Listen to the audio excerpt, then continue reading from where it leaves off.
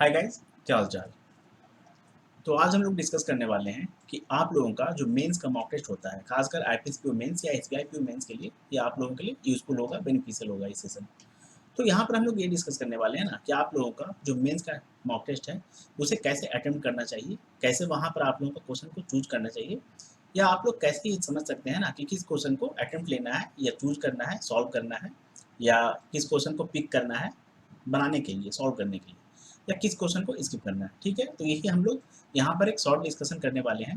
मैं आप लोगों को यहाँ पर ये क्वेश्चन को सॉल्व करके नहीं बताऊंगा, बट एक रफ आइडिया दे दूंगा कि कैसे आप लोग ये पता लगा सकते हैं, समझ सकते हैं, अंडरस्टैंड कर सकते हैं कि कौन सा क्वेश्चन जो है वो डुएबल है और किस क्वेश्चन को स्किप कर देना चाहिए। ठीक है, बिकॉज मान लेते हैं कि अगर मॉक टेस्ट के लेवल का ही अगर आपका रियल एग्जाम आ जाए, तो वहाँ पर आप लोग कैसे अटेम्प्ट मतलब करेंगे कि आप लोगों का एक डिसेंट स्कोर या गुड स्कोर वहाँ पर तैयार हो जाए, बन जाए, रेडी हो जाए। ठीक है, बिकॉज पता है क्या, मेंस का जो एग्जाम होता है ना, वहाँ पर आप लोगों को हाई नंबर ऑफ अटेम्प्ट्स चाहिए ही नहीं। आप लोगों को लिमिटेड अटेम्प्ट करना होता है, या एक अच्छा अटेम्प्ट करना होता है, गुड अमाउंट ऑफ क्वेश्चंस का वहाँ पर आप लोगों को अटेम्प्ट करना होता है विथ एक्यूरेसी, जिससे आप लोगों का जो sectional cut off and overall cut off है उसमें आप लोगों को हेल्प मिल जाए क्लियर करने में। मेंस का एग्जाम में आप लोगों को स्पीड का भी उतना ज़्यादा नीड नहीं होता है, ज़रूरत नहीं होता है। प्री की तरह अगर प्री के कंपेरिजन में देखा जाए ना, तो मेंस में आप लोगों को स्पीड जो है वो ना के बराबर चाहिए। अगर आप लोग सही तरीके से सेक्शन वाइज एक अच्छा स्कोर बना लेते हैं, या 60% भी, या मान के चलते हैं कि 40 to 50% भी अगर आप लोग क्वेश्चंस को अटेम्प्ट कर लेते हैं, तो मैं सच बताता हूँ कि बहुत ही अच्छा वो अटेम्प्ट बन जाता है, बहुत ही अच्छा। ठीक है, तो चलिए हम लोग अब देखते हैं कि हम लोग सबसे पहले आज वैसे रीजनिंग को डिस्कस यहाँ करने वाले हैं।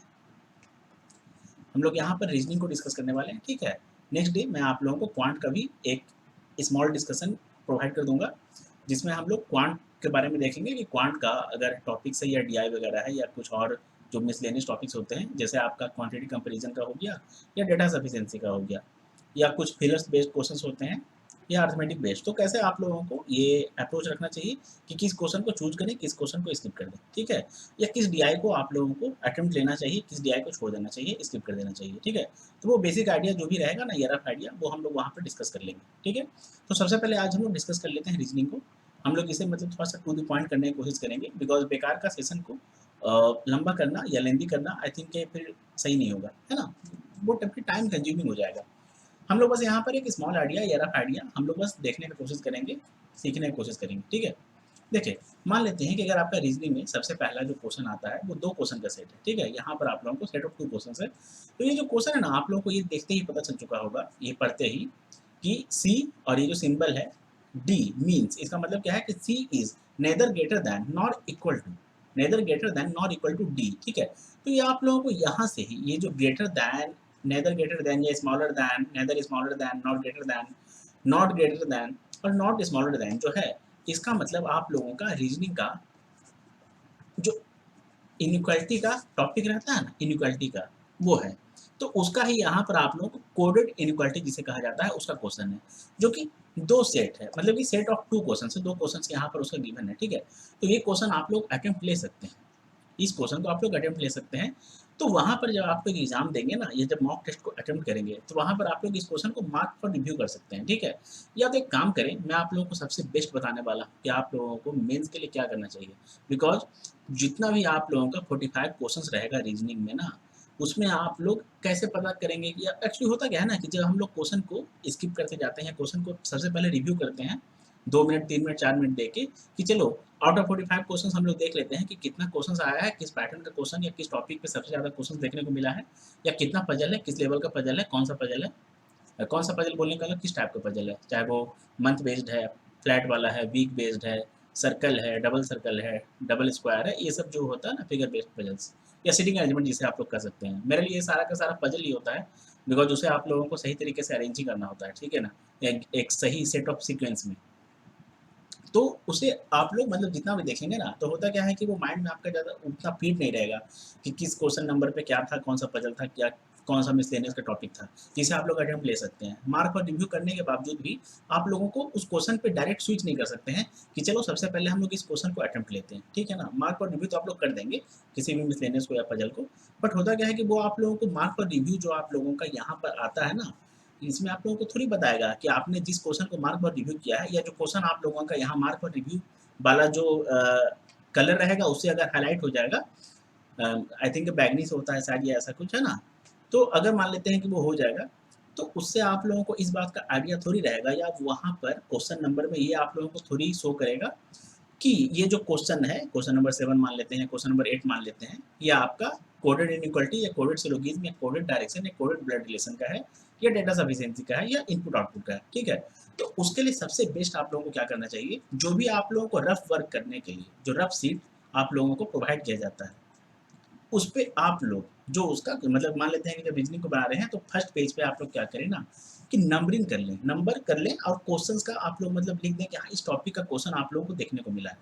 जैसे कि मान लेते हैं कि आपका जो डायरेक्शन 1 है, क्वेश्चन नंबर 1 है, तो यहाँ पर हम लोग क्वेश्चन नंबर 1 करके लिख देंगे कि कोडेड इनइक्वालिटी, ठीक है, 2 क्वेश्चंस ऐसा लिख देंगे। ये सब लिखने में आपको ज़्यादा टाइम नहीं जाएगा। आप लोग घर पे जब मॉक टेस्ट को अटेम्प्ट करें ना, तो इस तरह से प्रैक्टिस कर लें, जिससे आप लोगों को वहाँ पर आप लोगों को ज़्यादा टाइम ना लगे। देखिए प्रैक्टिस आप लोग किसी भी चीज़ का करेंगे ना, चाहे इस तरीके से क्वेश्चन को लिखने का ही कि हाँ क्वेश्चन नंबर 1 से लेकर 2 में क्या है, तो कोऑर्डिनेट इनइक्वालिटी है, या क्वेश्चन नंबर 4 टू 7 में क्या है, तो आपका एक मान मान सकते हैं कि आपका एक फ्लैट एंड फ्लोर का पजल है या अनसर्टेन नंबर का जो पजल आता है वो है। तो इस तरीके से आप लोग लिखेंगे ना तो उसका भी प्रैक्टिस आप लोगों को एग्जाम में हेल्प देगा। आप लोग वहाँ पर जल्दी से मार्क कर पाएंगे, जल्दी से आप लोग नोट कर पाएंगे कि क्वेश्चन नंबर कितना से कितना में, मतलब कि question number this to this आप लोगों का कौन सा टॉपिक गिवन है, कितना सेट ऑफ क्वेश्चंस वहाँ पर अवेलेबल है, ठीक है। तो इस तरीके से आप लोगों को नोट कर लेना चाहिए, ठीक है। मैंने एक एग्जाम्पल दे दिया, आगे भी हम लोग मतलब यहाँ पर जो इंपॉर्टेंट रहेगा उसे डिस्कस कर लेंगे, ठीक है। तो चलिए अब हम लोग नेक्स्ट पे मूव करते हैं। इस हाँ, अब एक बात और आपको पता होगा कि इस टॉपिक को ये जो टॉपिक है ना, इसका आप लोग क्वेश्चंस को अटेम्प्ट कर सकते हैं। इसमें हो सकता है कि अगर आपका प्रैक्टिस अच्छा है तो आप लोगों को 3 मिनट, साढ़े 3 मिनट में 2 क्वेश्चन बन जाए, ठीक है। तो मेंस में 2 क्वेश्चन भी 3 मिनट लगा के बना देना बहुत बड़ी बात होती है। बहुत ही ये अच्छा अटेम्प्ट है, बहुत ही अच्छा, मतलब आपका ज़्यादा टाइम नहीं लगा है। वैसे भी प्री का एग्ज़ाम तो है नहीं, जो आप लोगों को आउट ऑफ 35 क्वेश्चंस आप लोगों को 30 करना है या 25 प्लस तो कर ही देना है, ठीक है। अगर पीओ का बात किया जाए, पीओ प्री का। और क्लर्क में तो आप लोगों को 30 या 35 30 प्लस तो करना कहीं न कहीं थोड़ा-सा महत्वपूर्ण हो जाता है। बिकॉज़ जैसा आजकल जो कट ऑफ वगैरह देखने को मिल रहा है, मतलब जितना एकदम चाँद को छूता हुआ जो कट ऑफ है ना आजकल देखने को मिल रहा है उसके अकॉर्डिंग, ठीक है। तो आप लोगों को पता होगा कि ये जो कोडेड इनइक्वालिटी है काफ़ी ईज़ी होता है, डूएबल होता है। आप लोग इसका प्रैक्टिस करेंगे तो इसे आप लोग ईज़िली बना सकते हैं, सॉल्व कर सकते हैं, ठीक है। बस आप लोगों को कोड अगर ब्रेक कर दिए, उसके बाद सही तरीके से आप लोगों को अप्रोच आता है करने, सॉल्व करने आता है क्वेश्चन को, तो फिर आप लोगों का काम हो जाएगा कोडेड इनइक्वालिटी का, ठीक है। और कोडेड सिलोगिज्म वगैरह जो भी होता है ना, सब कहीं न कहीं ईज़ी होता है। रीजनिंग में मिसलेनियस पे आप लोगों को ज़्यादा फोकस करना चाहिए, पजल के कंपैरिजन में, या इंस्टेड ऑफ पजल्स आप लोगों को मिसलेनियस टॉपिक्स पे ज़्यादा फोकस करना चाहिए, बिकॉज़ उसे सॉल्व करना थोड़ा-सा ईज़ी होता है। अगर आप लोग उसके इंस्ट्रक्शंस को पढ़ लेते हैं, इंस्ट्रक्शंस को पढ़ने के बाद अगर आप लोगों को क्वेश्चंस का आइडिया है कि हाँ, ये इस फॉर्मेट का जो क्वेश्चन है, इस पैटर्न का जो क्वेश्चन है, इसे कैसे सॉल्व करते हैं। अगर आप लोग अब कैसे सॉल्व करते हैं, आप लोगों को इस बात का आइडिया कैसे होगा? जैसा या आप लोग ज़्यादा क्वेश्चंस को कैसे देखेंगे, उसे अप्रोच करते हैं ये कैसे देखेंगे? तो अच्छे टीचर को फॉलो करके देखेंगे। बिकॉज़ पता है क्या, कोई भी एक अच्छा टीचर जो होता है ना, टीचर सब होता है लेकिन अच्छा टीचर कुछ ही होता है, ठीक है ना? तो जो भी एक अच्छा टीचर होता है, वो आप लोगों को हर एक टाइप का, जिस टाइप का कम से कम करंट सिचुएशन में या प्रेज़ेंट टाइम में मॉक टेस्ट वगैरह में प्रोवाइड किया जा रहा है क्वेश्चन, नया पैटर्न का नाम लेके या नया पैटर्न के नाम पे, ठीक है ना? नया पैटर्न बता के, वैसा वो टीचर्स लोग अवेयर होते हैं उस चीज़ से, उस पैटर्न से, उस टाइप से, उस फॉर्मेट से कि हाँ, इस पैटर्न का क्वेश्चन आजकल मॉक टेस्ट वगैरह में थोड़ा-सा ट्रेंडिंग है या तो ट्रेंड पे मतलब देखने को मिल रहा है या देखने को मिल रहा है। तो चलो इस टाइप का भी हम लोग जो हमारे स्टूडेंट्स जो हमें फॉलो करते हैं, उन्हें करवा देते हैं। उन्हें हम लोग मतलब प्रैक्टिस करवा देते हैं, ठीक है? तब कम से कम वो उससे अवेयर हो जाएँगे। तो कोई भी टीचर का अगर आप लोग सेशंस को अटेंड करते हैं ना, वैसे मैंने सबसे बेस्ट आप लोगों को बताया है कि रीज़निंग के लिए आप लोग भर्चुअस के जो ध्रुव सर हो गए, उन्हें फॉलो करें। उन्होंने मिसलेनियस का ऑलरेडी इतना करवा दिया है ना फ्री में ऑलरेडी यूट्यूब पे, कि आप लोगों को क्लर्क का मेंस एग्ज़ाम हो, पीओ का मेंस एग्ज़ाम हो या बैंक का मेंस एग्ज़ाम हो, कोई भी मतलब बैंक का कोई भी मेंस एग्ज़ाम हो, कोई प्रॉब्लम ही नहीं होगा। आप लोग मिसलेनियस से ही इतना अच्छा अटेम्प्ट कर लेंगे, इतना अच्छा स्कोर बना लेंगे कि आप लोगों को पज़ल वगैरह सॉल्व करने का ज़रूरत ही नहीं पड़ेगा। अब दूसरी बात, पीओ मेंस के एग्जाम में वैसे भी आप लोगों को मिसलेनियस पे ज़्यादा फोकस करना चाहिए, पजल्स पे कम करना चाहिए। बिकॉज हो सकता है कि मान लेते हैं कि आप लोग किसी पजल को उठा लें, अटेम्प्ट करने लगे, ठीक है ना, क्या पता फंस जाए बीच में, टाइम वेस्ट हो जाए, टाइम लग जाए, बट वो पजल सॉल्व नहीं हो पाए, तो टाइम तो आपका जाएगा ही जाएगा। टाइम आपका मान लेते हैं कि 15 मिनट 20 मिनट बर्बाद हो गया, लेकिन साथ में सॉल्व भी नहीं हुआ जब वो पजल, तो एक क्वेश्चन भी आप लोग उसका नहीं कर पाएंगे, ठीक है। तो टाइम का भी नुकसान हुआ और क्वेश्चन भी आप लोगों का अटेम्प्ट नहीं हो पाया, ठीक है। तो इससे बेटर क्या है कि आप लोगों को मिसलेनियस पे ज़्यादा फोकस करना चाहिए। अब मिसलेनियस पे ज़्यादा हम लोग कैसे सीखेंगे, कैसे समझेंगे, उसका पैटर्न वगैरह मैंने आपको बता दिया कि आप लोग भर के उसको फॉलो करें। अब एक बात मैं आपको और बता दूं, सबसे पहले अगर आप लोगों ने मेरा जो मेंस का स्ट्रेटेजी वीडियो है अगर अभी तक नहीं देखा है तो प्लीज़ आप लोग उसे देख लें। मैं उसका यहाँ पर जो आई बटन होगा ना उसमें मैं आप लोगों को लिंक प्रोवाइड कर दूंगा, और उसका लिंक मैंने अपने टेलीग्राम ग्रुप पे भी जो इम्पोर्टेंट है ना, मतलब वो मैंने शेयर कर दिया है आप लोगों को। डिस्क्रिप्शन बॉक्स में टेलीग्राम ग्रुप का मेरा लिंक मिलेगा, आप लोग वहाँ पर ज्वाइन करें। वहाँ पर हम लोग मतलब पर्सनल डाउट भी मैं लोगों के क्लियर करता हूँ, स्टूडेंट्स से क्लियर करता हूँ, तो आप लोग वहाँ पर मुझसे कनेक्ट कर सकते हैं, मुझे ज्वाइन कर सकते हैं या मुझे फॉलो कर सकते हैं। हम लोग वहाँ पर बहुत ही अच्छे तरीके से डिस्कस करते हैं, प्लान करते हैं, और सोर्सेज को हम लोग मतलब सोर्सेज को भी मैं सब कुछ बताता हूँ, सब कुछ बताता हूँ। मैं एक स्टूडेंट का ए टू जेड डाउट को है जो मतलब आंसर करता हूँ, ये सॉल्व करने की कोशिश करता हूँ अपने साइड से, चाहे वो पढ़ाई से रिलेटेड हो, स्ट्रेटेजी से रिलेटेड हो, सोर्स से रिलेटेड हो या सेल्फ डाउट हो, सब कुछ मैं वहाँ पर डिस्कस करता हूँ उनके साथ, ठीक है। और अगर जरूरत पड़ता है तो मैं कॉल पे भी लोगों से बात करता हूँ, स्टूडेंट से बात करता हूँ, ठीक है ना। तो उसे आप लोग ज्वाइन करें, वहाँ पर मैंने सारा का सारा जो इंपॉर्टेंट प्ले लिस्ट है मेंस के लिए हो या प्री के लिए हो या आईपीएस मेंस के लिए, मैंने ऑलरेडी अभी पोस्ट किया है, ठीक है ना, शेयर किया है वहाँ पर प्ले लिस्ट। आप लोग उसे सॉल्व कर जाइए, आप लोगों को बहुत अच्छा फायदा होगा। और सबसे बड़ी बात क्या है ना कि आप लोगों को ये बात समझ में आ जाएगा कि किस तरह का क्वेश्चन आप लोग एग्जाम में सही में बना सकते हैं, और किस तरह का क्वेश्चन को एग्जाम में छूने का भी नीड नहीं होता है, छूने की जरूरत नहीं होता है, वरना वो क्वेश्चन आपको बर्बाद कर देगा, आपके एग्जाम को बर्बाद कर देगा, ठीक है। सिलेक्शन ऑफ क्वेश्चन ज़्यादा इंपॉर्टेंट है हर क्वेश्चन को बनाने के कंपैरिजन में, ठीक है, बिकॉज हर क्वेश्चन बनाना ही नहीं है ना, प्री का एग्जाम थोड़ी है।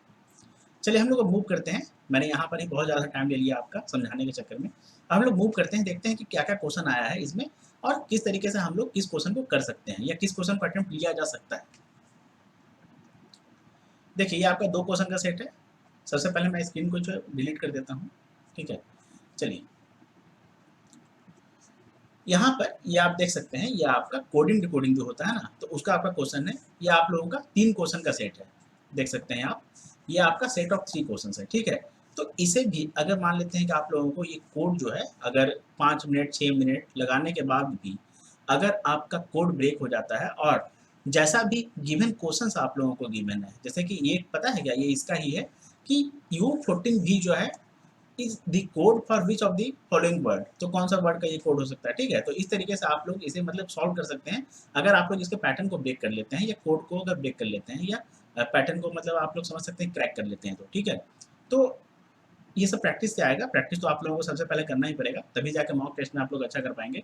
सिर्फ और सिर्फ मॉक टेस्ट से प्रैक्टिस नहीं होता है, मॉक टेस्ट के पहले भी अगर आप लोग अच्छे क्वेश्चंस का प्रैक्टिस करेंगे, अच्छे क्वेश्चंस का सॉल्यूशन देखेंगे, सीखेंगे टीचर से, लर्न करेंगे, ठीक है ना, अच्छे टीचर को फॉलो करके, तब जाके आप लोग मॉक टेस्ट में अच्छा कर पाएंगे। वरना मान लेते हैं कि किसी नया पैटर्न का क्वेश्चन आप लोग मॉक टेस्ट में देखेंगे, तो जब आप लोग उसे पहली बार देखेंगे, उसके बारे में आपको कुछ भी पता नहीं होगा कि इसे अप्रोच कैसे करना है, सॉल्व कैसे करना है, तो वो क्वेश्चन कैसे सॉल्व हो पाएगा, सोचिए, है ना। अब उसके बाद अगर मान लेते हैं कि ये भी क्वेश्चन वैसे कहीं ना कहीं ड्यूएबल है ना, तो अगर आप लोगों को प्रैक्टिस वगैरह अच्छा है या अगर आप लोगों को थोड़ा सा अंडरस्टैंडिंग अच्छा है कि हाँ कोड को कैसे ब्रेक किया जाता है, मतलब टी कैसे आया, एल कैसे आया, एट कैसे बन रहा है, अगर इस चीज़ को आप लोग मतलब ब्रेक कर लेते हैं ना, तो फिर आपके लिए जो 3 क्वेश्चन है ड्यूएबल है, ठीक है। हम लोग आगे चलते हैं। देखिए ये जो क्वेश्चन है ना, ये आपका जो इन्फ्रेंस बेस्ड क्वेश्चन होता है ना, ये इसे कह सकते हैं कि स्टेटमेंट एंड आर्गुमेंट का क्वेश्चन है कि कौन सा आर्गुमेंट को वीक कर रहा है, कौन सा न्यूट्रल है, वहाँ पर कौन सा ऐसा पॉइंट जो है वो न्यूट्रल है, या कौन सा पॉइंट जो है आर्गुमेंट को स्ट्रॉन्ग कर रहा है, और कौन सा पॉइंट जो है वो आर्गुमेंट को वीक कर रहा है, ठीक है, कमजोर बना रहा है। तो उसका ही ये क्वेश्चन है। तो इसे अगर आप लोग एक्चुअली एक क्रिटिकल रीजनिंग का क्वेश्चन है, तो अगर आप लोगों का अंडरस्टैंडिंग बहुत ही अच्छा है, नॉलेज बहुत ही अच्छा है, चीज़ों को समझने का जो नज़रिया है, जो विजन है, बहुत ही ज़्यादा क्लियर है, तभी जाके आप लोग क्रिटिकल रीजनिंग को अटेम्प्ट करें। वरना मैं सच बताऊंगा कि आप लोग नहीं करें। क्वेश्चन हार्ड नहीं आएगा, ये क्वेश्चन टफ नहीं आता है, या ये टॉपिक टफ नहीं है, अंडरस्टैंडिंग हर किसी का एक जैसा नहीं होता है। अंडरस्टैंडिंग हर एक स्टूडेंट का जो है ना, कहीं न कहीं बहुत ही मतलब अच्छा नहीं होता है, ठीक है ना? तो इस वजह से ये टॉपिक उनके लिए थोड़ा-सा टफ हो जाता है, या कहीं न कहीं हो जाता है कि चलो इसे इसे स्किप करना ही ज़्यादा बेहतर रहेगा या बेटर रहेगा। बिकॉज़ मान लेते हैं कि आप लोग क्वेश्चन को अटेम्प्ट कर लें, लेकिन वो गलत हो जाए, तो फिर वैसा अटेम्प्ट करना कभी भी फ़ायदेमंद होगा? नहीं, नुकसानदायक होगा, है ना? तो फिर वैसा क्वेश्चन को अटेम्प्ट करने का क्या ही फ़ायदा, है ना? तो अगर मान लेते हैं कि आप लोग को समझ में नहीं आता, तो फिर छोड़ देना ही ज़्यादा बेहतर है, ठीक है? अब उसके अलावा यहाँ पर आप ये देख सकते हैं कि ये जो है ना, ये आपका एक तरह का कंडीशन बेस्ड है। ये जो आप लोगों का गिवन क्वेश्चन है ना, ये कंडीशन बेस्ड है। एक क्वेश्चन ही यहाँ पर आप लोगों को देखने को मिलेगा, और in my point of view, या जो मुझे जानकारी है, एक्चुअली यहाँ पर क्वेश्चन का नंबर नहीं गिवन है कि कौन सा क्वेश्चन कितने मार्क्स का है, बट एग्जाम में आप लोगों को बता दिया जाता है कि जो क्वेश्चन नंबर 7 है ना, वो आपका 2 मार्क्स का है। तो जहाँ तक मुझे जानकारी है, ये जो क्वेश्चन है आपका 2 मार्क्स का रहेगा, ठीक है? तो इस क्वेश्चन को अगर मान लेते हैं कि आप लोग 3 मिनट 4 मिनट में भी सॉल्व कर लेते हैं, या 3 साढ़े 3 मिनट 4 मिनट में एक्चुअली सॉल्व हो जाएगा। बस इसको क्या करना है ना, कि इसे पढ़ना है, पढ़ने के बाद आप लोगों को इसके अकॉर्डिंग आंसर कर देना है, ठीक है? तो उससे क्या होगा ना, कि आप लोगों को समझ में आ जाएगा कि क्या इसका पैटर्न बन रहा है, या क्या ये बता रहा है। इसका मतलब अंडरस्टैंडिंग, देखिए सिंपल सा बात क्या है ना, कि इस क्वेश्चन को पढ़ने के बाद जो भी कंडीशन फ्रेम होगा, कंडीशन फ्रेम करने के बाद जो भी वहाँ पर स्टेटमेंट बन रहा है, या जो भी वहाँ पर कंडीशन बन रहा है, सिचुएशन बन रहा है, क्या है, वो क्या है, कैसे हो रहा है वो, ठीक है? वो फॉर्मेट आप लोगों को पता चल जाएगा, लेकिन आपको मतलब पहले से प्रैक्टिस होना चाहिए। एक्चुअली इसे कंडीशन बेस्ड कहा जाता है क्वेश्चन, ठीक है ना? कंडीशनल क्वेश्चन आप लोग इसे कह सकते हैं, सिंपल सा है। तो अब उसके बाद हम लोग आगे देखते हैं, आगे चलते हैं। ये सब क्वेश्चन एक्चुअली अटेम्प्ट लिया जा सकता है, 2 नंबर का आपको देखने को मिलेगा। अब उसके बाद एक चीज़ और यहाँ पर हम लोग देख लेते हैं। देखिए, ये जो आप लोगों का पज़ल है, 3 क्वेश्चन का ये जो आपका पजल है ना, 3 क्वेश्चन का पजल है। तो मान लेते हैं कि अगर आप लोगों को इसे मार्क को रिव्यू करना चाहते हैं, या कैसे लिखेंगे, नोट करेंगे, तो सिंपल है। सारे क्वेश्चंस को, जिन भी क्वेश्चंस को आप लोगों को अटेम्प्ट लेना है, उसे नोट करते हुए चलना है, ठीक है? ज़्यादा टाइम नहीं लगता है, तुरंत हो जाएगा। आपको बस लगेगा कि ज़्यादा टाइम लग रहा है, लेकिन अगर आप मान लेते हैं कि आप लोग घर में इसका प्रैक्टिस अच्छे से कर लेंगे ना, नोट करने का, तो फिर ज़्यादा टाइम नहीं लगेगा, ठीक है? तो यहाँ पर आप लोगों को क्या कर देना है कि क्वेश्चन नंबर 8 से लेके, ये क्वेश्चन नंबर 8 जो हो गया, 3 क्वेश्चन है, तो 8 हो जाएगा और 9 हो जाएगा, 10 हो जाएगा। तो इसका मतलब सिंपल क्वेश्चन नंबर 8 से लेके 10 तक क्या है, वो मैंने बताने के लिए 8, 9, 10 लिखा। तो 8, 9, 10 जो है, या 8 टू 10 क्या है, वो आप लोगों का बॉक्स बेस्ड पजल है। या बॉक्स लिख दीजिए, बस काम खत्म। बॉक्स बेस्ड पजल होगा तो बॉक्स बेस्ड होगा, ठीक है? तो वहाँ पर बॉक्स भी लिखेंगे तो आपका काम हो जाएगा, 3 क्वेश्चन का सेट है, ठीक है? अब जहाँ तक मुझे जानकारी है, ये जो आपका 3 क्वेश्चन का पजल है ना, ये आपका मोस्ट प्रोबेबली एक क्वेश्चन आपका 2 नंबर का रहेगा, ठीक है? बिकॉज़ पजल का लेंथ भी आप देखें, पजल का मान लेते हैं कि आप लोगों को लेंथ दिख रहा है, ठीक है? उसके अलावा आप लोगों को यहाँ पर 3 क्वेश्चन का सेट है, तो इस तरह का पजल जो होता है ना, 2 नंबर के लिए रहता है, पर क्वेश्चन आप लोगों को 2 नंबर फेच हो जाता है, मतलब मिल जाता है, ठीक है? Most probably, I am not very sure, but हाँ, मोस्ट प्रोबेबली यही रहता है, ठीक है? अगर एग्ज़ाम की बात किया जाए, ठीक है? तो अब उसके बाद सिंपल सा क्या है कि इस पजल को आप लोग बना सकते हैं। इसमें क्या बोल रहा है कि 15 बॉक्सेस है, जिसको नंबर 1 से लेके 15 तक गिवन है। बोलने का मतलब 1, 2, 3, 4, 5, 6, 7, 8, 9, 10, 11, 12, 13, 14, 15, क्लियर है। अब उसके बाद ये क्या करता है, 3 पैरेलल रोज जो कि फेसिंग नॉर्थ है, इसका देख लेते हैं। मतलब कि 1, 2, 3, 4, 5, 6, 7, 8, 9, 10, 11, 12, 13, 14, 15, ठीक है? एक्चुअली इसे आप लोग सीधा समझ सकते हैं, मैंने ऐसे टेढ़ा लिखा है ना, तो ये एक्चुअली फेसिंग नॉर्थ है, फेसिंग नॉर्थ है, फेसिंग नॉर्थ है। ये हमारा हो गया नॉर्थ, क्लियर? इसका नंबरिंग कैसे रहेगा, 1 रहेगा, 2 रहेगा, 3 रहेगा, 4 रहेगा, 5 रहेगा, 6 रहेगा, 7 रहेगा, 8 रहेगा, 9 रहेगा, 10 रहेगा, 11, 12, 13, 14, 15, ठीक है? इसे आप लोग साइड में लिख सकते हैं, ये जैसे आप लोग चाहे वैसे लिखेंगे। मैंने आप लोगों को बस समझाने के लिए बता दिया है, ठीक है? अब उसके बाद यहाँ पर हो सकता है कि आप लोगों को ये भी गिवन हो, ऐसा हो सकता है कि आप लोगों को गिवन हो कि जो हर रो का, हर पैरेलल रो जो हो गया ना, उसका जो निचला वाला सबसे बॉक्स रहेगा ना, सबसे जो लोअर बॉक्स रहेगा, वहाँ से आप लोगों को नंबर 1 गिवन है, तो उल्टा कर देंगे। ये 1 हो जाएगा, 2 हो जाएगा, 3 हो जाएगा, 4 हो जाएगा, 5 हो जाएगा, ये आपका 6 हो जाएगा, 7 हो जाएगा, 8 हो जाएगा, 9 हो जाएगा, 10 हो जाएगा, ये आपका 11 हो जाएगा, 12 हो जाएगा, 13 हो जाएगा, 14 हो जाएगा, और ये 15 हो जाएगा। इस तरीके से कर देंगे। वहाँ पर आप लोगों को ये जो कंडीशन है यहाँ दिया जाएगा, मतलब बता दिया जाएगा, ठीक है? बट अगर मान लेते हैं कि आप लोग को ये नहीं बताया गया है कि लोअर बॉक्स कहाँ से स्टार्ट होगा, या लोअर बॉक्स का जो नंबर है वो 1 है, तो बस ऊपर से लेके नीचे में लिख देना है 1 2 3 4 5 6 7 8 9 10 11 12 13 14 या 15, ठीक है, बस क्लियर इतना ही है।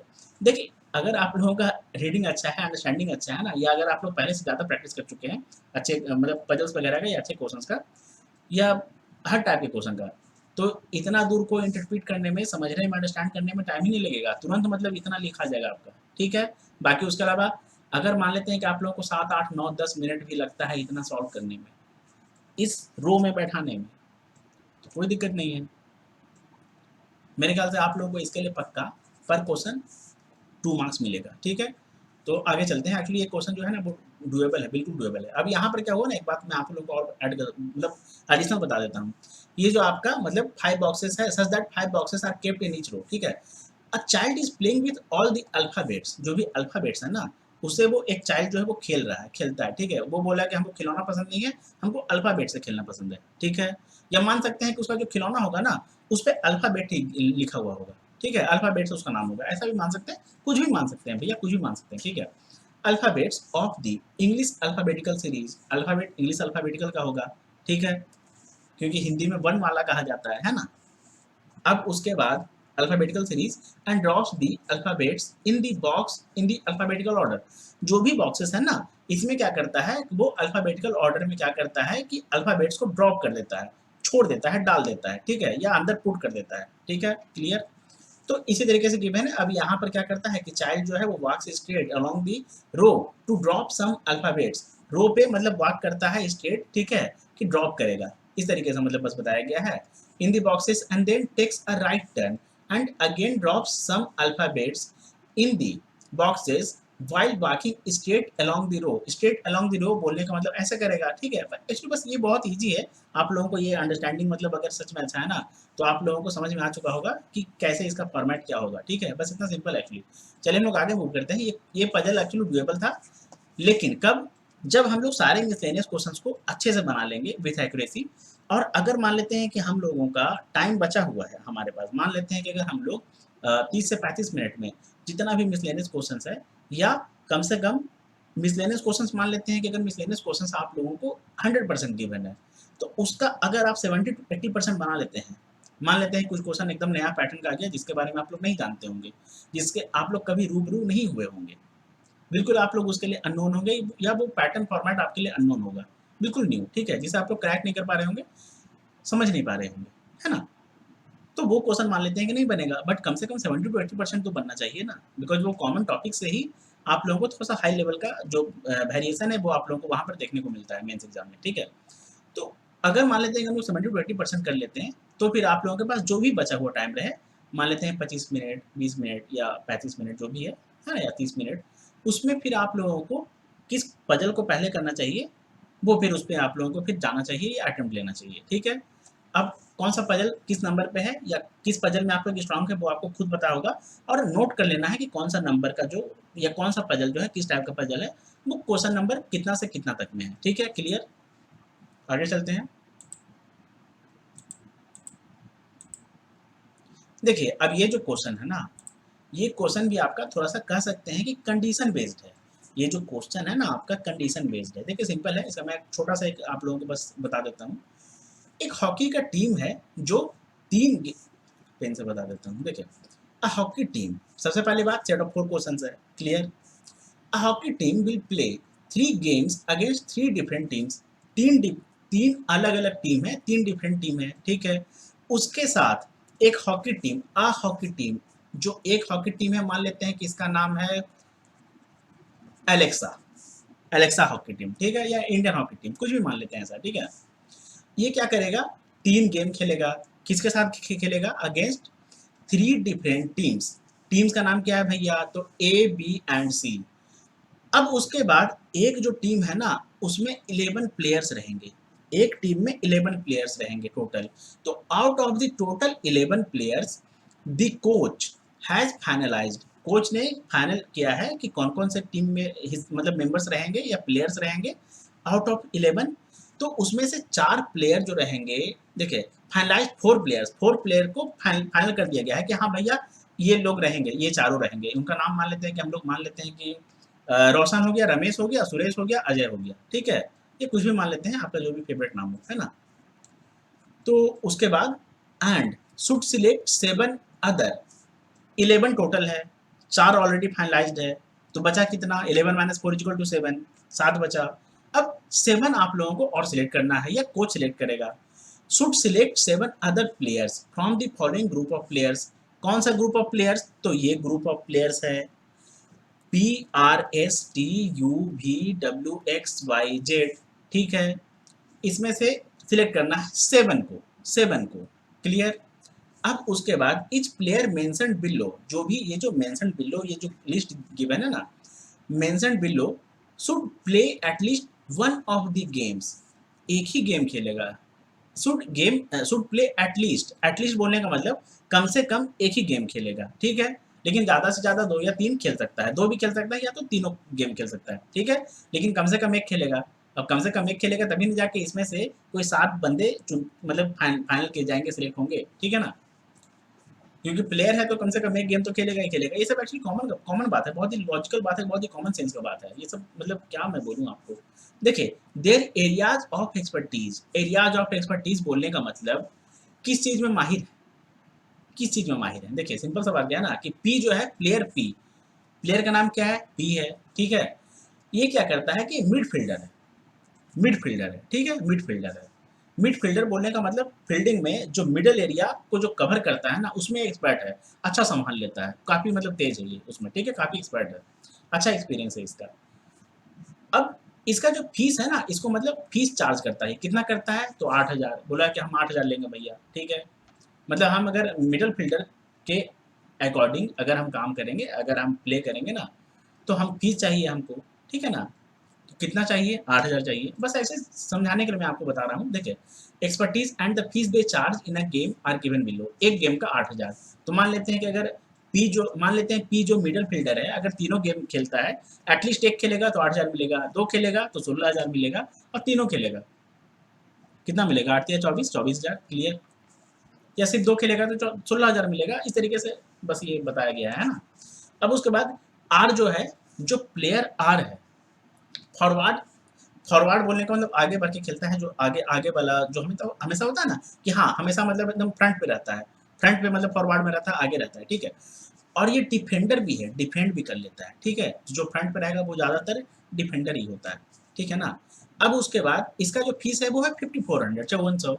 अब हो सकता है कि ये सिर्फ एक ही गेम खेलेगा या 2 खेलेगा, 3 खेलेगा, उसके अकॉर्डिंग 54 × 2 हो जाएगा या 54 × 3 हो जाएगा, क्लियर।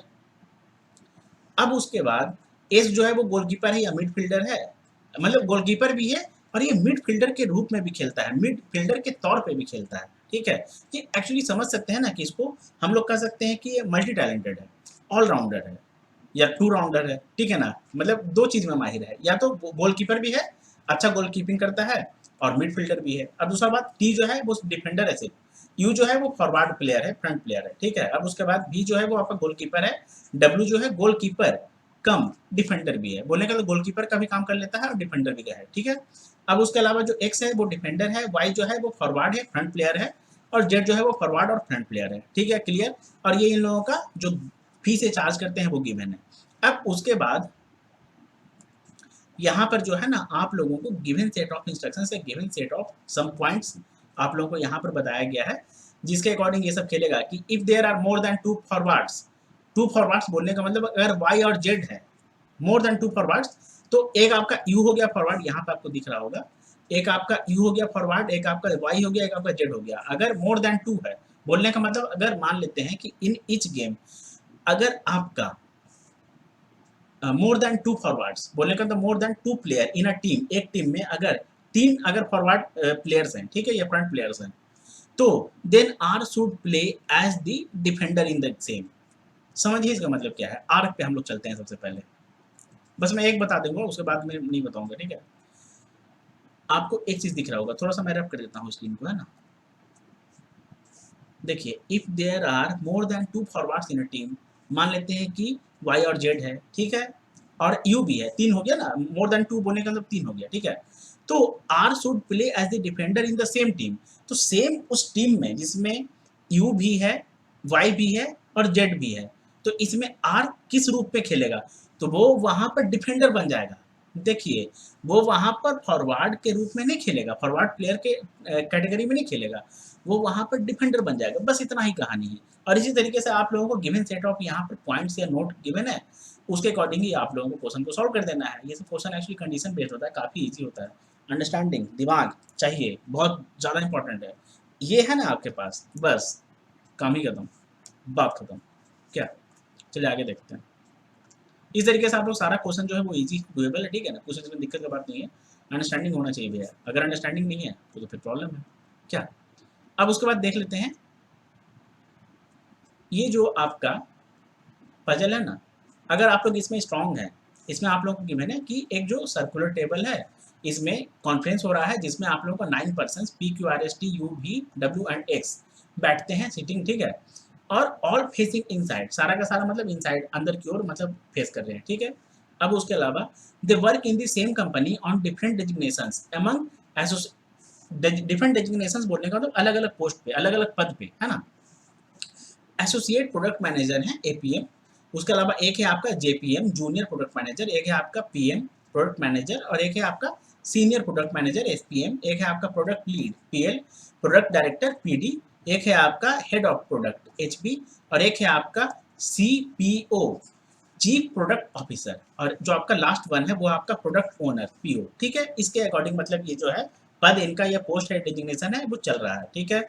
अब उसके बाद यहाँ पर क्या गिवन है कि the designations are given in increasing order of seniority from former to letter.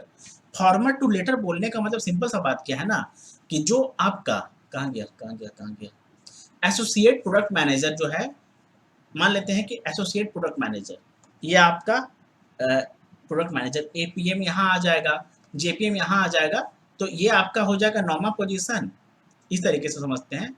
ये आपका हो जाएगा नौवा पोजीशन, और आपका जो फर्स्ट पोजीशन पे आएगा वो आपका हो जाएगा प्रोडक्ट ओनर, प्रोडक्ट ओनर, ठीक है, मतलब जिसका कंपनी है, जिसका प्रोडक्ट है वो, क्लियर, ठीक है, इस तरीके से चलेगा। और बाकी यहाँ पर जो भी आपका मतलब ये हो जाएगा 8 पे, ये हो जाएगा 7, ये हो जाएगा 6 5 4 3 2 1, अच्छा ये तो 1 हो ही गया, ठीक है ना, इस तरीके से ये। अब उसके अलावा अगर मान लेते हैं कि आप लोगों को ये समझ में आता था ना कि देखिए यहाँ पर और क्या गिवन है, फॉर्मर बोलने का मतलब पहले वाला, लेटर बोलने का मतलब बाद वाला, क्लियर, इतना तो अंडरस्टैंडिंग होगा ना भैया, मेंस देने जा रहे हैं इतना होना चाहिए। उसके बाद all the given persons have different Heights, जो भी अलग अलग 9 पर्सन्स हैं इनका अलग अलग हाइट है, कोई भी सेम हाइट का नहीं है, क्लियर। अब उसके बाद टू, टू बोलने का मतलब हाइट भी अलग अलग है, क्लियर, टू बोलने का मतलब और, है ना, कर सकते हैं ऐसा। That no two person have same height, clear, अलग अलग हाइट है तो कैसे सेम हाइट होगा, ये पॉइंट लिखने का था, जरा खुद सोचिए, दिमाग लगाइए, इसका कोई मतलब बनता है, कोई सेंस बनता है, कोई लॉजिक बनता है। अब उसके अलावा यहाँ क्या गिवन है, the tallest person sits third to the left of the X and is immediate senior to W, ठीक है। तो अगर मान लेते हैं कि आप लोगों का सर्कल अरेंजमेंट में आप लोगों का हाथ अच्छा है, हाथ साफ है, या आप लोग स्ट्रांग है, बना लेते हैं, तो फिर आप लोग इसे अटेम्प्ट ले सकते हैं। बट मैं इसे अटेम्प्ट नहीं लूँगा, या मैं इसे अटेम्प्ट नहीं लेता, ठीक है। लेता भी तो अगर मैं कुछ अच्छे मिसलेनियस क्वेश्चंस को निकाल लेता, उसके बाद जो मेरा इसके पहले वाला जो पजल था अगर मैं उसे बना लेता, है ना, इसके पहले जो आपका वो पजल था ना, आई थिंक कौन सा वो पजल था, मैं थोड़ा सा बॉक्स वाला जो पजल था 15 बॉक्सेस वाला, ठीक है, तो उसे मैं बना लेता। या उसके अलावा अगर हम लोग अभी और आगे क्वेश्चंस को देखेंगे, मूव करेंगे जिसपे, तो वहाँ पर से अगर कुछ बनने लायक अगर मुझे पजल मिलता ना कोई ऐसा जिससे मैं अटेम्प्ट ले सकता था और जो सही में बन जाता after investing 10 to 12 minutes on that particular question और ऑन दैट पर्टिकुलर पजल, तो उसके बाद फिर मैं इस पर मूव करता, या मतलब लास्ट में मूव करता, ठीक है। बिकॉज ये कहीं ना कहीं थोड़ा सा कन्फ्यूजिंग है ना, कन्फ्यूजिंग है। अब आपको समझ में नहीं आएगा कन्फ्यूजिंग है, उसके पीछे कारण क्या है ना, कि ये पढ़ के आप लोगों को अंडरस्टैंडिंग आना चाहिए, अंडरस्टैंडिंग, बिकॉज यहाँ पर आप लोगों का 3 वेरिएबल है। 3 वेरिएबल कैसे है, एक तो आप लोगों का नाम गिवन है, या इसे हम लोग कह सकते हैं 4 वेरिएबल, एक आपका नाम है, दूसरी बात पोस्ट गिवन है, और तीसरा आप लोगों का क्या है, हाइट का ऑर्डर, हाइट का मतलब ऑर्डर जो है वो भी डिफरेंस है ना, उसके अकॉर्डिंग आप लोगों को मतलब ये करना था। तो ये थोड़ा सा 3 वेरिएबल आप लोग इसे कह सकते हैं, तो थोड़ा सा ये टफ हो जाता है, ठीक है ना। अब उसके अलावा देखिए पहली बात, मेंस में आप लोगों को सब क्वेश्चन बनाने के लिए होता ही नहीं है ना, सिलेक्टिव करेंगे, अच्छा करेंगे, एक्यूरेसी के साथ करेंगे। सबसे पहले स्क्रीन को मैं डिलीट करता हूँ और चलिए फास्ट हम लोग आगे बढ़ेंगे। अब उसके अलावा ये जो आपका है, ये आप देख सकते हैं कि फॉलोइंग स्टेटमेंट्स है, और यहाँ पर समझ सकते हैं कि statements together are sufficient to under the question. तो ये आपका डेटा सफिशिएंसी का होता है। इतना आप लोग अगर पहले से अगर आप लोग क्वेश्चन वगैरह को देखें या पहले मेंस क्वेश्चन आप लोग मतलब देखे हैं ना, तो सिंपल है, आप लोगों को पता होगा कि कौन से किस टाइप के क्वेश्चन को क्या बोलते हैं, उसका नाम नाम क्या है, मतलब उसका टॉपिक क्या है, टॉपिक नेम क्या है, ठीक है, या कैटेगरी नेम क्या है। तो ये आपका जो है डीएस का क्वेश्चन है, जिसे हम लोग डेटा सफिशिएंसी कहते हैं। और डेटा सफिशिएंसी के क्वेश्चन को सबसे पहले आप लोग को सॉल्व करना चाहिए ना। तो जो भी 1, 2 एंड 3 जो है, जो भी मतलब यहाँ पर ऑप्शंस स्टेटमेंट्स में गिवन है, उसके उसे आप लोगों को पार्टिकुलर हर एक स्टेटमेंट को सॉल्व करना चाहिए, तब जाके फिर आंसर आप लोगों को देना चाहिए, ठीक है। ना कि आप लोग मतलब यहाँ पे कंपेयर करने लगे कि हाँ यहाँ पर अगर जी नॉट इमीडिएटली होगा तो ई हैज हिज सेल्फ एबव, मतलब कि उसका सेल्फ जो है वो ऊपर होगा, तो D has his self immediately above M, इसका मतलब एन के ऊपर जस्ट डी हो जाएगा ऐसे, ठीक है। तो ये सब आप लोगों को नहीं करना है, पूरा का पूरा सॉल्व करेंगे। पहले स्टेटमेंट 1 को हम लोग कंप्लीट सॉल्व करेंगे, फिर 2 को करेंगे, फिर 3 को करेंगे। अब उसके अलावा जो आप लोगों का यहाँ पर गिवन है कि who has kept his things immediately below M, बोलने का मतलब एम के नीचे किसने अपना सामान इमीडिएटली नीचे रखा है, एम के इमीडिएटली नीचे, वो आंसर हम लोग दे देंगे। तो उसके लिए आप लोगों को तीनों स्टेटमेंट को सही तरीके से कम सॉल्व करना है। उसके बाद फिर कौन सा मैच कर रहा है, एक दूसरे से लिंक कर रहा है कि नहीं, या किसे लिंक करने पे, मतलब कि 1, 2 या 3 में से किन 3 स्टेटमेंट को या किन 2 स्टेटमेंट को लिंक करने पे आप लोगों को ये जवाब मतलब इसका पता चल सकता है कि एम के नीचे कौन आएगा जो कि अपना सामान रखता है, ठीक है। आगे चलते हैं। अब उसके बाद ये देख सकते हैं कि ये जो आपका क्वेश्चन है ना, ये भी आपका डेटा सफिशिएंसी का क्वेश्चन है। और डेटा सफिशिएंसी का कोई भी क्वेश्चन हो, खासकर रीजनिंग का, उसे बनाया जा सकता है, उसे अटेम्प्ट लिया जा सकता है, अगर आप लोगों को अच्छे से आता है तो, प्रैक्टिस अगर आपका अच्छा है तो, ठीक है। पजल को बनाने से बेहतर है कि आप लोग डेटा सफिशिएंसी के क्वेश्चन या मिसलेनियस क्वेश्चन को फोकस करें, टारगेट करें, सॉल्व करें, उसको ज़्यादा प्रैक्टिस करें, एग्जाम उससे ही निकलेगा। पजल हो सकता है कि आपको फंसा दे और आपका एग्जाम बर्बाद हो जाए, एग्जाम खराब हो जाए, ठीक है। इस क्वेश्चन को हम लोग बना सकते हैं, है ना, ठीक है। आगे चलते हैं डायरेक्ट। देखिए, अब ये जो आपका क्वेश्चन है ना, ये आप मतलब इसे कह सकते हैं सिंपल सा कि ये आपका जो ईयर बेस्ड पजल होता है ना, देखिए सिंपल सा, ये आपको एक्चुअली यहीं पे गिवन है कि 85 से लेकर 91 तक आप लोगों का मतलब ईयर गिवन है, जिसमें 7 पीपल ये जो हो गए बॉर्न होते हैं 7 कंजिक्यूटिव ईयर्स में। कंजिक्यूटिव बोलने का मतलब 85, 85 हो गया, 86 हो गया, 87 हो गया, 88 हो गया, 89 हो गया, 90 हो गया एंड 91 हो गया, ठीक है। तो 1, 2, 3, 4, 5, 6, 7, 7 पर्सन्स, यहाँ पर 7 पीपल, 7 पर्सन्स गिवन है, उनका नाम क्या है, P Q R S T U B, ठीक है। मेरा एक्चुअली रीडिंग अच्छा है और मेरा अंडरस्टैंडिंग बहुत ज़्यादा अच्छा है, इस बात से मुझे ये सब इंटरप्रेट करने में है ना, मतलब यहाँ देखूंगा ऐसे लिख दूंगा, बहुत ज़्यादा मतलब क्या प्रोसेसिंग जो है ना, मेरा जो प्रोसेसिंग है काफ़ी ज़्यादा फास्ट है, ठीक है। तो इस वजह से मतलब इसे मतलब मैं कर देता हूँ, ठीक है। तो आप लोगों का भी जो है ना, अगर प्रैक्टिस अच्छा है और अंडरस्टैंडिंग अच्छा है, ज़्यादा से ज़्यादा क्वेश्चन अगर आप लोग देख के बैठे हुए हैं, सॉल्व करके बैठे हुए हैं, तो इतना आप लोगों को लिखने में समझने में टाइम ही नहीं लगेगा, ठीक है। अब उसके बाद ये जो है आपका कोडेड फॉर्म में गिवन है कि ए वाज बॉर्न, अगर ए स्टार बी है तो इसका मतलब क्या है, A was born in one of the years before B, इसका मतलब बी से पहले कहीं ए जन्म लेगा, ठीक है। अब हो सकता है कि या तो जस्ट पहले हो, या तो एक छोड़ के हो, या तो दो छोड़ के हो, इस तरीके से इन दैट ऑर्डर, क्लियर। बस यही सा कहानी है। अब उसके बाद ए हैज बी बोलने का मतलब A was born in one of the years after B, simple है। बी यहाँ है तो या तो यहाँ हो जाएगा, या तो जस्ट बाद में हो जाएगा, या तो दो छोड़ के हो जाएगा, या तो एक दो तीन छोड़ के हो जाएगा, इस ऑर्डर में होगा, बस यही कह रहा है इसका मतलब। अब उसके बाद a at the rate b means that a and b were born in consecutive years, not necessarily in respective order, simple सा बात है।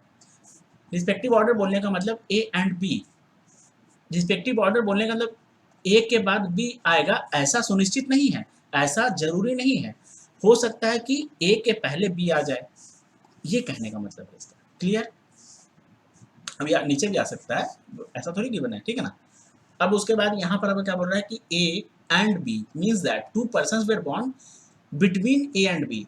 अब ए एंड बी का मतलब सिंपल सा है, ए हो गया टू पर्सन्स बोलने का मतलब एक दो, या तो ऐसे हो सकता है, या तो ए ऐसे, 1 2 बी ऐसे हो सकता है, इसके अलावा और कोई ऑर्डर होगा क्या? नहीं होगा, बिकॉज इन केस मान लेते हैं कि हम लोग बी को ऊपर रखते हैं तो 1 2 ए यहाँ ऐसे हो जाएगा। मान लेते हैं कि हम लोग बी को नीचे रखते हैं, ए को ऊपर रखते हैं तो ऐसे हो जाएगा। क्लियर?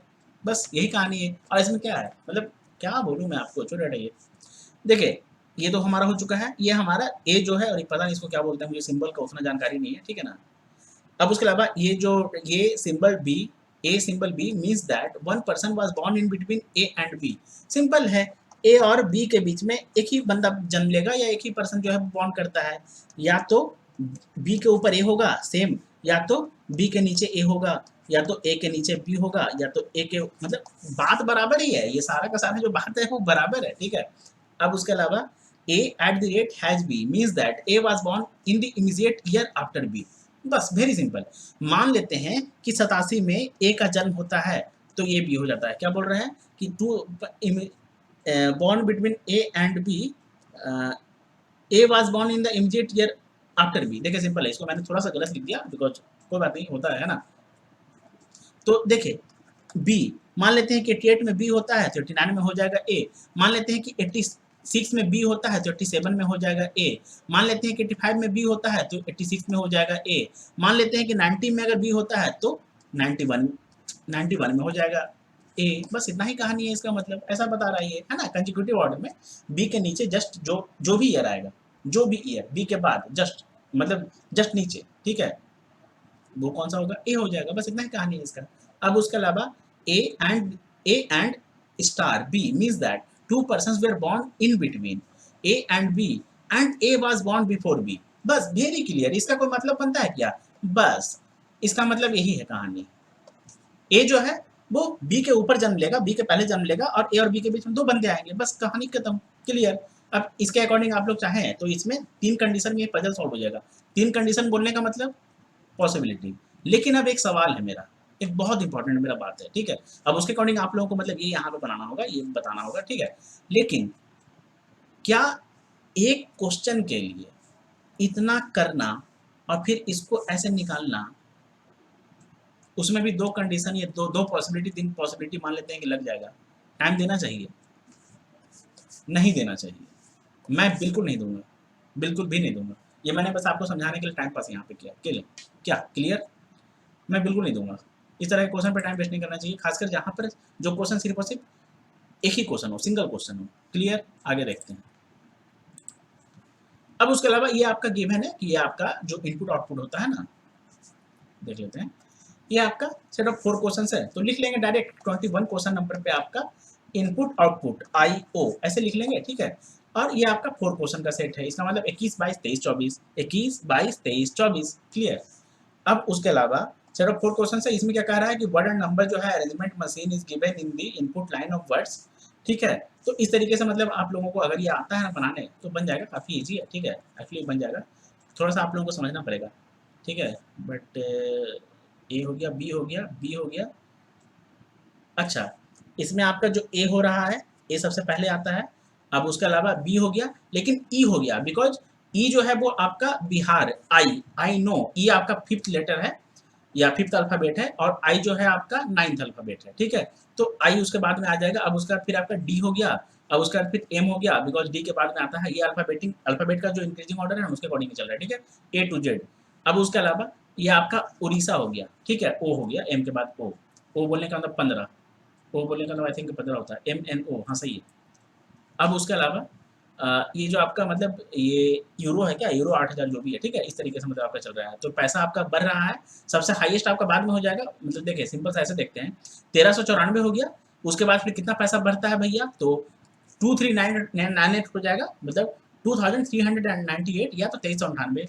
अब उसके अलावा 3998 रुपया ये आपका हो जाएगा, या 4022 हो जाएगा। रुपया बोल दीजिए, कुछ भी बोल दीजिए, मैं बस टाइम पास ऐसे करते रहता हूँ, क्वेश्चन के साथ मेरा खेलना पुराना मतलब मेरा शौक है, ठीक है।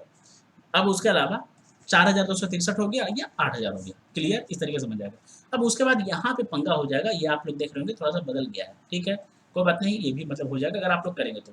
मेरा अगर आप बोलेंगे तो इसको है ना, मैं नेक्स्ट सेशन में आप लोगों को ये जो इनपुट आउटपुट है इसे सॉल्व करा दूंगा। मुझे एक्चुअली काफ़ी अच्छा लगा क्वेश्चन, ठीक है।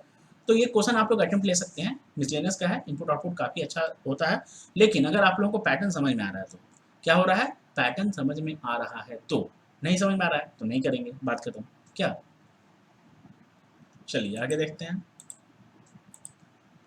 4 क्वेश्चन का सेट है, 21, 22, 23, 24 होना चाहिए, है ना, 24 तक है। देखिए 25 में आपका दूसरा क्वेश्चन है। अब उसके अलावा देखिए सिंपल सा बात क्या है ना, ये आपका एक तरह का स्टेटमेंट बेस्ड क्वेश्चन है, जिसमें आप लोगों को 2 क्वेश्चन का सेट है, ये भी जो आपका है ना 2 क्वेश्चन का सेट है। अगर आपका understanding skill, awareness about some situations, जो एनालिटिकल स्किल जो होता है या लॉजिकल स्किल जो होता है काफ़ी अच्छा है, तो इस तरीके के क्वेश्चन को अटेम्प्ट लें, वरना छोड़ दें, कोई ज़रूरत नहीं है, बिकॉज आप कर नहीं पाएंगे, और करेंगे तो हो सकता है गलत हो जाए। तो वैसा करने का क्या कोई मतलब बनता है? नहीं बनता है। क्लियर, आगे देखते हैं।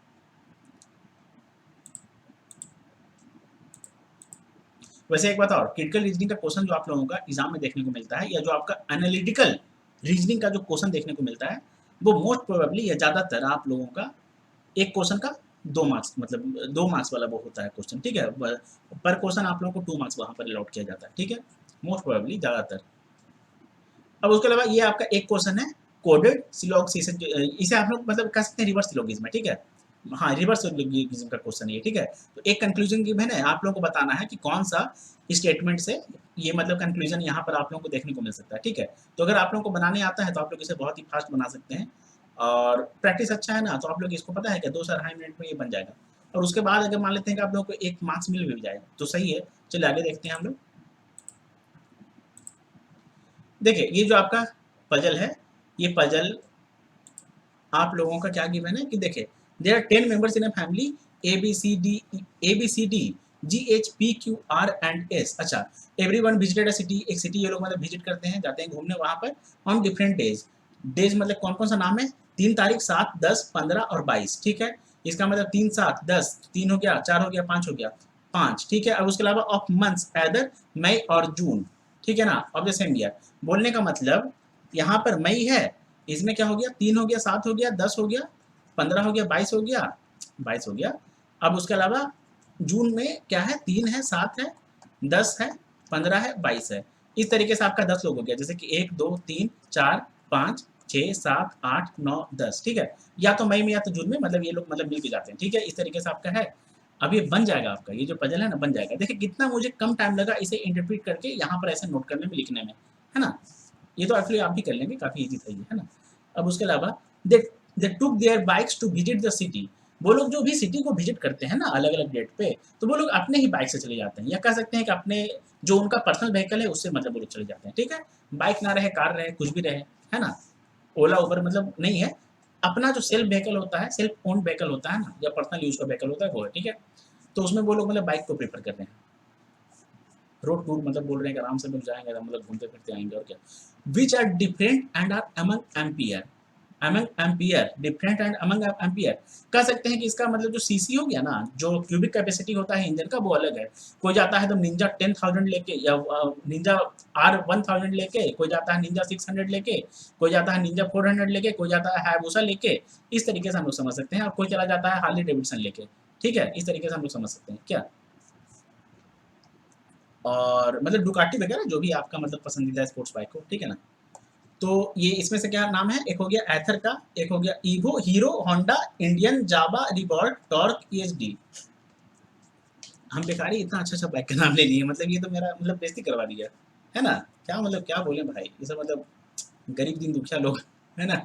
चलिए, अब उसके अलावा यहाँ पर क्या है, मतलब ये सब जो बाइक है, ठीक है। अब उसके अलावा यहाँ पर the same date of different months. देखिए husband and wife in any couple did not visit on the same date of different months, same date of different months. अच्छा, मान लेते हैं कि अगर 3 को, अगर मई 3 को अगर हस्बैंड जाता है, तो जून 3 को वाइफ नहीं जाएगी। सेम अगर 7 को वाइफ जाती है, 7th ऑफ मई को अगर वाइफ जाती है, तो 7th ऑफ जून को जो हस्बैंड हो गया वो नहीं जाएगा। बस यही इसका कहानी है। एक्चुअली मैं पूरा क्यों आप लोगों को बता रहा हूँ, ये एक्चुअली बन जाएगा। ये पजल एक्चुअली जो है ना डुएबल है। आप लोगों को क्या करना है, सिंपल सा सारे क्वेश्चन को नोट जैसे करेंगे, उसमें बस ये भी आप लोगों को ऐड कर देना है कि क्वेश्चन नंबर 28 जो है वो आप लोगों का मंथ बेस्ड पजल है, ठीक है। 3 क्वेश्चन का सेट है। अब उसके अलावा हम लोग सबसे पहले इसे डिलीट करते हैं, आगे बढ़ते हैं फटाक फटाक।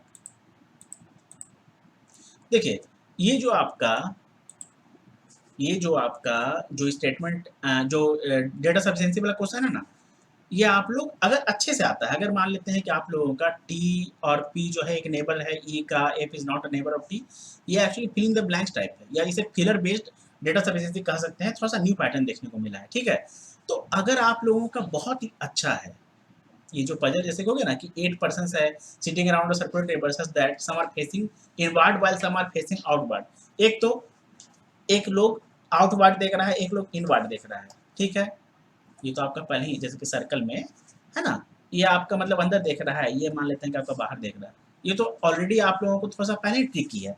उसमें आप लोगों को 8 बंदों को 8 पर्सन को बैठाना है, सिट करवाना है, ठीक है। अब उसके अलावा यहाँ पर T is sitting second to the right of R, तो इसके अकॉर्डिंग एक बार मतलब आर का टी यहाँ हो जाएगा, या तो आर का एक बार टी ऐसे हो जाएगा, ठीक है। तो इसमें तो आप लोगों को दो दो कंडीशन लेना पड़ेगा, उसमें भी सिंगल क्वेश्चन, सिंगल क्वेश्चन दो पॉसिबिलिटी लेके मान लेते हैं कि ये आपका सॉल्व भी हो जाएगा। उसमें भी आप लोगों का जो भी स्टेटमेंट 1 है 2 है 3 है, इसे भी आप लोगों को सॉल्व करना होगा, तब जाके आप लोग इसका आंसर कर पाएंगे कि who is sitting third to the left of S. जो एस है इसके फर्स्ट सेकेंड थर्ड में हु कौन बैठता है। तो इतना बनाने के लिए आप लोगों को सबसे पहले भैया इसको बनाओ, वो भी दो पॉसिबिलिटी में, उसका 1 2 3 इसको भी चेक करो, कंडीशन को, तीनों स्टेटमेंट को या कंडीशन को, एक क्वेश्चन के लिए। क्या आपको लगता है कि इसमें आप लोगों को टाइम इन्वेस्ट करना चाहिए, टाइम डिवोट करना चाहिए, टाइम देना चाहिए? नहीं, गलत। आगे एक्चुअली मैं बता रहा हूँ, मुझे पता है कि आप लोग खुद इतने होशियार हैं, समझदार हैं, जानकार हैं कि आप लोग इस तरह का फालतू क्वेश्चन में अपना टाइम या वक्त जाया नहीं करेंगे। क्या नहीं करेंगे? वक्त जाया नहीं करेंगे, है ना। काफ़ी अच्छा वर्ड है। तो अच्छा, ऐसा नहीं होगा क्या? ऐसे होगा। आगे देखते हैं। सेम, ये भी जो आपका फिलर बेस्ड स्टेटमेंट का है, ठीक है।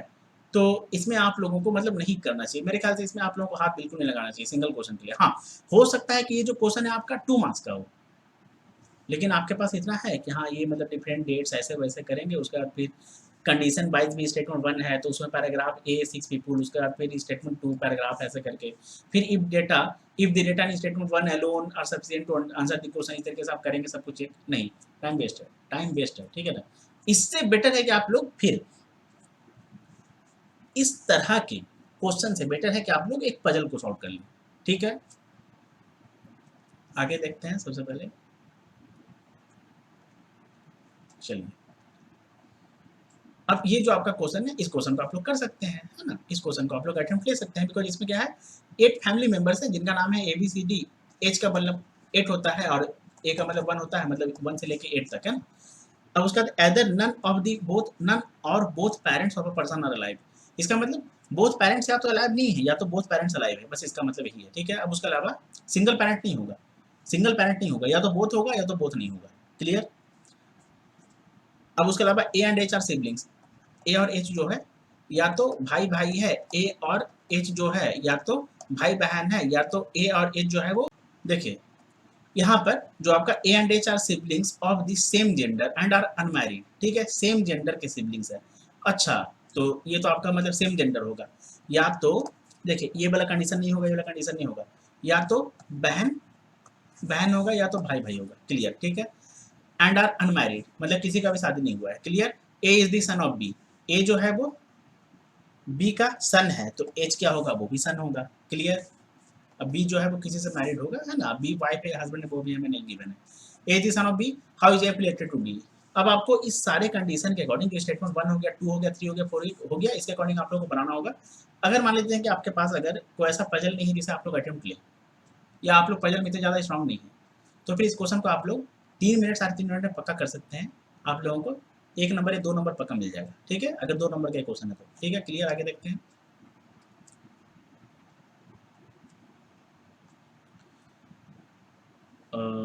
अच्छा, रॉन्ग फेसिंग, देखिए अगर मान लेते हैं कि आप लोग मतलब पजल में बहुत ज़्यादा स्ट्रांग है, तो भी एक बात बताइए, इतना लंबा, इतना इसे जो एकदम पूरा पेपर की तरह एकदम मतलब लिखे हुए है कहानी की तरह, ठीक है, इसके लिए अगर मान लेते हैं कि 2 क्वेश्चन का सेट रहेगा, इसमें आप लोगों को टाइम वेस्ट करना चाहिए? कभी नहीं, मैं तो एकदम नहीं करूँगा, मतलब कभी नहीं, कभी भी नहीं, ठीक है। आगे बढ़ जाते हैं डायरेक्ट, है ना।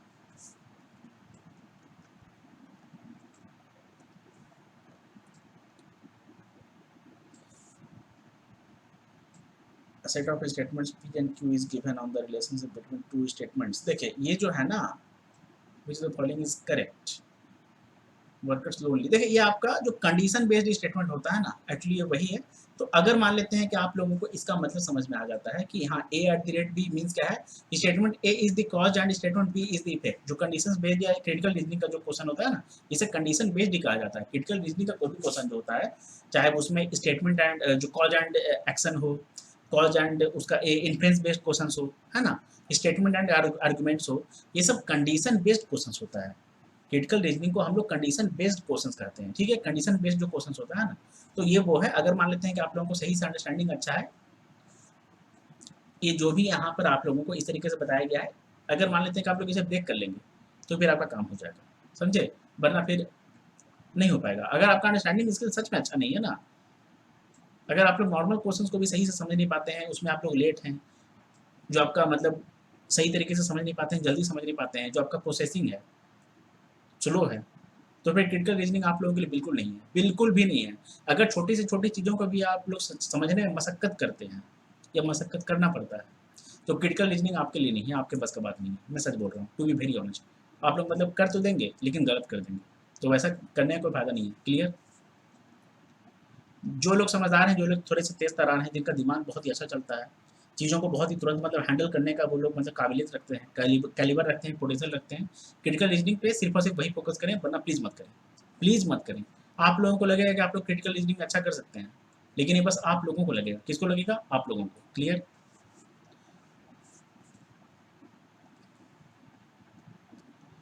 अब उसके अलावा देखिए ये जो है आपका 3 सेट का मतलब सेट ऑफ 3 क्वेश्चंस है। ये जो आपका है मतलब 3 सेट ऑफ क्वेश्चंस है। 37 नंबर लिख के आप लोग इसे मतलब क्या कर सकते हैं कि in a week Friday and Saturday respectively week 2 consist of. अच्छा, वीक 1 जो है ना, इसमें क्या बोल रहा है, week 1 consist of 1st and 2nd January. 1st and 2nd January, इसका मतलब मान लेते हैं कि ये W1 है, इसमें क्या है 1st और 2nd जनवरी है। अच्छा, फ्राइडे एंड सैटरडे रिस्पेक्टिवली। अच्छा, फर्स्ट जो है आपका फ्राइडे है और सेकंड जो है वो आपका सैटरडे है, बिकॉज 1 के बाद 2 आएगा तो फ्राइडे के बाद सैटरडे आएगा। क्लियर? इतना है। आपका जो वीक W2 हो गया, वीक 2 हो गया, वो क्या है आपका, तो वो आपका है 3rd January to 9th January, Sunday to Saturday. अच्छा, कॉन्सिस्ट ऑफ, इसका मतलब वीक 2 में आपका 3 हो जाएगा, 4 हो जाएगा, 5 हो जाएगा, 6 हो जाएगा, 7 हो जाएगा, 8 हो जाएगा, 9 हो जाएगा। अब उसके अलावा संडे टू सैटरडे हो जाएगा। इसका मतलब ये आपका हो जाएगा संडे, ये आपका हो जाएगा Monday, Tuesday, Wednesday, Thursday, Friday and Saturday. इस तरीके से आपका चलेगा, ठीक है। अब उसके अलावा week 6 consist of dash dash dash, इसका मतलब वीक 3 भी आएगा, वीक 4 भी आएगा, वीक 5 भी आएगा, वीक 6 भी आएगा। तो वीक 6 जो है वो आपका कंसिस्ट करता है। अच्छा, इस तरीके से सारा का सारा एक्चुअली ये 6 फरवरी तक ये कवर कर रहा है, जिसमें वीक 7 भी है, जो कि 7 से लेके 13 तक, बोलने का तो 7, 8, 9, 10, 11, 12, 13, 7 दिन, ठीक है। अब उसके अलावा उसका मतलब संडे टू सैटरडे है एंड सो ऑन। भैया इसको बिल्कुल नहीं करना है, इसको बिल्कुल भी नहीं करना है, ठीक है। आप लोगों का यहीं पे जब वक्त जाया हो जाएगा तो यहाँ पर तो मतलब छोड़ दीजिए, एग्जाम बर्बाद हो जाएगा, ठीक है। इसे एकदम नहीं करना है, ठीक है ना। वैसे काफ़ी अच्छा ये पजल है, काफ़ी अच्छा मतलब ये पजल है, ठीक है। मैं काम करता हूँ, इस पजल को है ना मैं आप लोगों को मतलब करवा दूंगा एक सेशन में, है ना, 2 से 3 दिन में मैं आप लोगों को इस पजल को करवा दूंगा। मुझे काफ़ी अच्छा लगा ये देख के, ठीक है। और मैं सच बता रहा हूँ, इस क्वेश्चन को मैंने अभी देखा है, ठीक है, अभी देखा है। अब उसके अलावा हम लोग मतलब आगे चलेंगे, काफ़ी अच्छा पजल है, बहुत ही ज़बरदस्त। अब उसके अलावा देखिए a certain number of persons, देखिए सिंपल है। एक तो सेट ऑफ 4 क्वेश्चंस है, ठीक है। अब उसके अलावा ये देख लीजिए, जो आपको आरसी जैसा एकदम पूरा का पूरा एक स्टेटमेंट या जो आरसी जैसा पैराग्राफ देखने को मिल रहा है, रीडिंग कॉम्प्रहेंशन जैसा, ठीक है ना। तो इसके लिए मान लेते हैं कि सेट ऑफ 4 क्वेश्चंस, अगर पर क्वेश्चन आपका 2 मार्क्स का भी रहेगा तो टोटल आपका इक्वल टू में हो जाएगा 8 मार्क्स।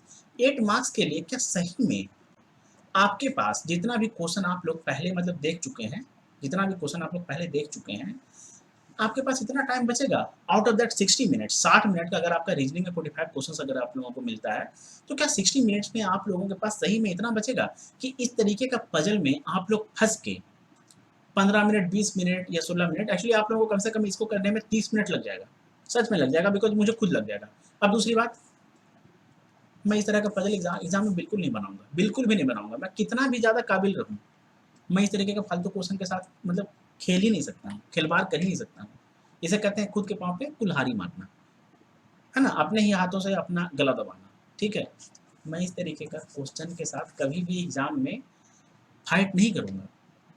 बकवास है ये, बर्बाद है। क्या है? बर्बाद है। क्या है? बकवास है, बर्बाद है, बात खत्म, ठीक है? वैसे भी ये सेट ऑफ 4 क्वेश्चंस रहे, 2 मार्क्स का रहे, 1 मार्क्स का रहे, 4 नंबर का या तो या 8 नंबर का, मुझे कोई फ़र्क नहीं पड़ेगा। इस तरीके का क्वेश्चन में आप लोगों को वक़्त नहीं ज़ाया करना चाहिए, ठीक है? क्यों? क्योंकि आप लोग देख सकते हैं कितना ये लेंथी है ना? कितना लेंथी है। अब उसके अलावा ऊपर से सर्टेन नंबर ऑफ पर्सन्स है। सर्टेन नंबर ऑफ पर्सन तो ऐसे भी लेंथी हो जाता है थोड़ा-सा, है ना? प्री के लिए अगर देखा जाए तो डुएबल होता है, बट कहीं न कहीं थोड़ा-सा ये ट्रिकी होता है, कॉम्प्लेक्स होता है ना? और लेंथी अलग से है ये। क्या? चलिए आगे देखते हैं हम लोग। देखिए ये सेट ऑफ 4 क्वेश्चंस है, बोलने का मतलब अगर क्वेश्चन नंबर 40 पे आया है ना, क्वेश्चन नंबर 40 पे आया है, तो 40, 41, 42, 43, ठीक है? तो हमारा 4 क्वेश्चन यहाँ पर निपट जाएगा, 2 क्वेश्चन उसके अलावा हम लोग के हाथ में बचेगा, आउट ऑफ 45 क्वेश्चंस।